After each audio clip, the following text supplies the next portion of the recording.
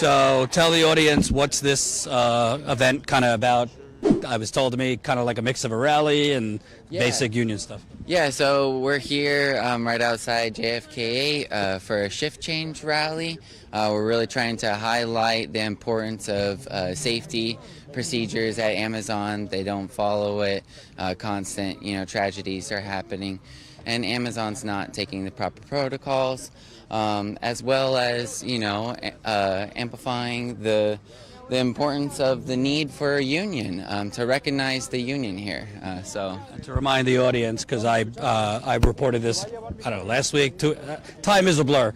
You were recently arrested for unionizing or organizing. Cops came out, basically demanded to see your ID, and then you were handcuffed and taken to Staten Island, New York precinct, held for a few hours. Then the NYPD lied to me and said they didn't arrest you. Yep. So you've been pretty busy. Yep, yeah, and the follow-up on that, today I went to the precinct and the officer said basically if they took me in and I pointed to the holding cell that I was booked in, they said then that's an arrest.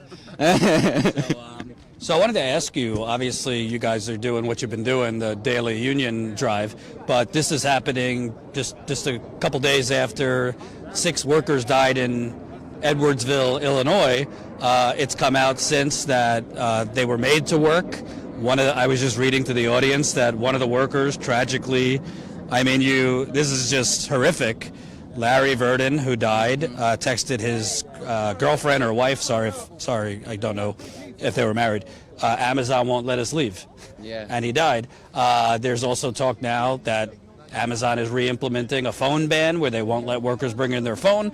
Kind of important if there's a tornado and weather emergencies. Just your initial reaction to, these workers were made to work during a tornado. Amazon's trying to pretend there wasn't much of a warning, but there were warnings of this tornado for days. Yeah.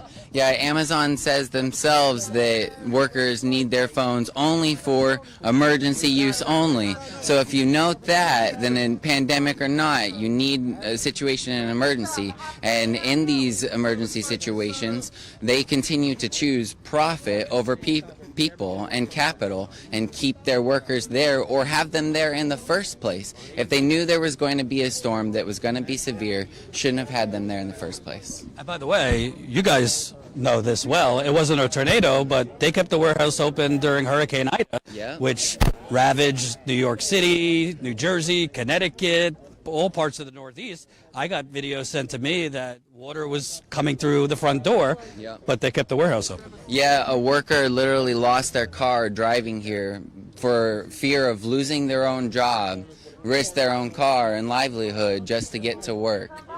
And the Amazon CEO, not Bezos, whoever's the day-to-day CEO, even though Bezos basically runs this thing, he replied on Twitter actually to another worker who was saying that, Amazon was telling him, no, you can't get time off for tornado or whatever. He said, oh, we'll deal with it. Sorry, we'll get to the bottom of it. This is a rampant thing all throughout the country. It's not like this was the first. They've made workers work 24/7 through all sorts of things, including COVID. And by the way, images were sent to me last week. They supposedly have a mask mandate inside there, but it's very lax. There's not everyone's wearing masks, and I've been getting updates daily here with more people COVID positive. Yep, every day we constantly get notifications, and I even called them out in the recent union busting meeting that they put me in, telling that they just took away our COVID barriers. So they removed our barriers and are lax on COVID procedures. And the day before, the New York State Attorney General filed a motion to force Amazon to re-implement immediately the COVID health and safety procedures, as well as reinstate Chris Smalls, the one who spoke out about all of this in the first place. And I'll let you go, but lastly, just to remind people, it's kind of a big deal when a union organizer, technically we have laws in this country that protect union activity and, organizing. It's kind of a big deal. They arrested you the same week that they started holding these mandatory union busting sessions. I broke, Status Coup broke. These sessions were every day, mandatory, half hour to 40 minutes. They had HR officials from out of state coming in to run them. nonstop propaganda. Oh, it's a third party. Oh, they're not sanctioned, blah, blah, blah. But cops came and basically made you take down the blue tent that you guys have been using as your unofficial headquarters, even though they had no problem with that blue tent for months. So basically, it's pretty cause and effect that just when they started these daily mandatory sessions, which happened to be after Amazon Labor Union, which is the group you're with, of workers trying to form a union here, handed to the National Labor Relations Board your signatures.